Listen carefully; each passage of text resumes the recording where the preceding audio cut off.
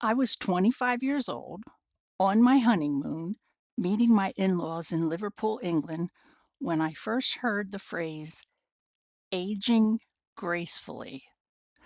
A few of my husband's relations kind of cornered me and, in hush whispers, gave me advance warning about meeting Auntie Pat because she dyes her hair. She doesn't want anyone to know she's actually gray. Oh, that's no big deal, I countered. My aunts dye their hair too. Good job, Barb. You just scandalized your new in laws. One auntie-in-law informed me, I think she was speaking on behalf of the entire United Kingdom. Well, we believe in aging gracefully. That was almost 50 years ago, and the memory always stayed with me. It sure rings loud and clear today, now that I am not, by their standards anyway, aging gracefully. No way am I allowing nature to run completely unsupervised around here. I keep my medtech spa on speed dial for, let's call them, touch-ups. And I have to say, the online sellers of the latest serums and devices definitely have my number. I'm the impulse buyer of their dreams. Okay, anyway, back to 1978. I'm home for my honeymoon and I share the anti-patizer hair scandal with my own age-defying aunts. They went right back to work instilling in me their screw that graceful aging jazz philosophy.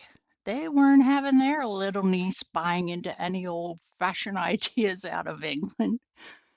Wow. So most of the time now, I think I'm doing pretty fine honoring my beloved kooky aunts. And on other times, I think, who the heck are you kidding, Barb? And what does aging gracefully even mean these days? Because the term, shockingly, surprisingly, is still part of our cultural talk. Why is that even something we're supposed to strive for? I don't get it. It's almost like there's a supreme aging court deciding who's doing it correctly and who needs a good talking to. Well, I'm no supreme aging court justice, that's for sure. I'm not telling anyone what they should or shouldn't do. And I am not seeking any unsolicited opinions either. Look, even I remember back here in the States in the 70s, there was a camp of antis railing against Clairol fans, which prompted an entire ad slogan, very sly, that said, only her hairdresser knows for sure. These days, instead of TV as the battleground for who decides what's acceptable, it's fought on social media. Everything from Botox, yes, to chemical peels. Ow, no, too painful. To surgery, not yet.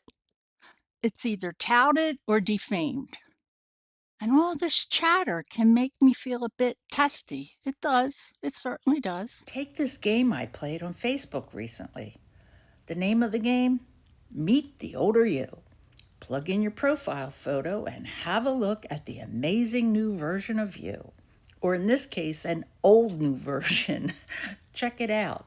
Apparently, Facebook's AI decided that all an old Barb needs to look elderly is a gray perm and a twin sweater set last seen in 1988. And for some bizarre reason, they dressed today's Barb in that same getup. Sheesh. Look, they didn't even bother with an aging filter to add lines and wrinkles. The gracefully aged grandma look is courtesy of a programmed hairstyle and a fashion choice.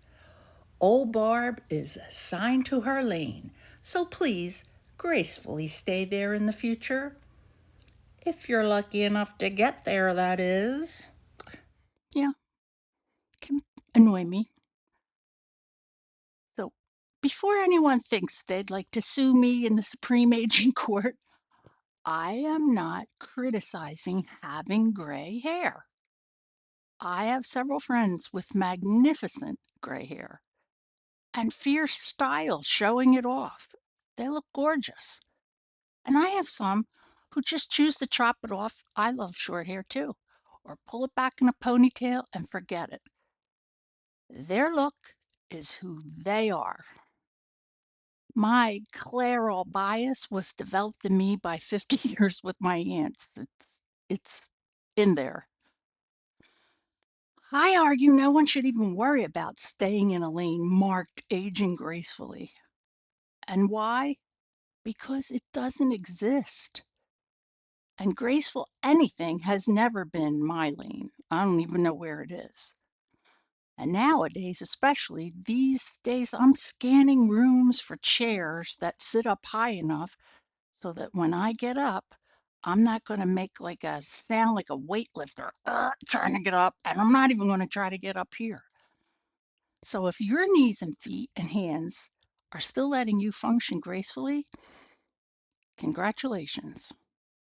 You're like a fine wine aging to perfection. You have my admiration. Meanwhile, I'm aging like a classic car somebody needs to preserve with a new paint job and replacement bodywork just to keep it street legal. You know what I'm saying? I don't have the right answers for anyone else. I don't even know if I have the right answers for me. I just like having a few multiple choice options. A tweak here, a dye job there. I mean, who cares? If I can't gracefully negotiate with my arthritis, I'm going to negotiate with my reflection because nature is going to do what it does. And I've got the joints to prove it. And I figure if nature gets my joints, I still get to pick the hair color.